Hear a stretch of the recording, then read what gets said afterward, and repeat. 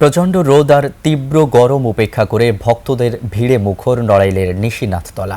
প্রায় ৩০০ বছরের বেশি সময়ের বিশ্বাস আর ঐতিহ্যের টানে দূর দূরান্ত থেকে ছুটে আসেন পুণ্যার্থীরা।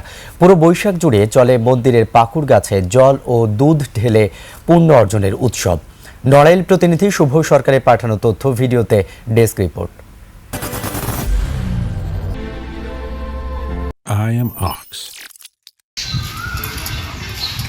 সকাল হতেই নড়াইলে চিত্রা নদীর তীরে ভক্তদের কর্মচাঞ্চল্য। হাতে কলস নিয়ে নদী থেকে পানি সংগ্রহ করেন তারা। ভক্তদের কাছে এই পানি পরম পবিত্রতার প্রতীক।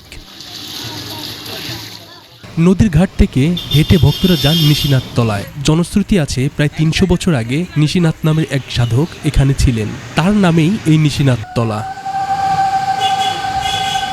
বৈশাখ মাসের প্রতি শনিবার ও মঙ্গলবার এখানে হয় ভক্তদের উপচে পড়া ভিড়। বিশ্বাস, এই সময় পাকুড় গাছের দুধ ও পানি দিলে পাপমোচন হয়, সারে রোগ ব্যাধি। মানত পূরণে গাছের ডালে অনেকেই ইটও বেঁধে রাখেন। জল ঢালি মনের বাসনা পূর্ণ হয়। তারপরে আমি এই দীর্ঘ ৪৫ বছর জল দিচ্ছি। এখানে আসলে আমাদের একটা মনের যে চাওয়া ঈশ্বরের কাছে সেটা পূরণ হয়। আমার বাবা নিশিনাথ আমাদের মনের বাসনা আশা কামনা পূরণ করেন। বহু ভক্তরা বিভিন্ন জায়গা থেকে এই জায়গায় গাছে জল দিতে আসেন, তাদের মনোবাঞ্ছা পূর্ণ হয়। শুধু হিন্দু ধর্মাবলম্বীদের নয়, এটি নড়াইলের অসাম্প্রদায়িক ঐতিহ্যের অংশ।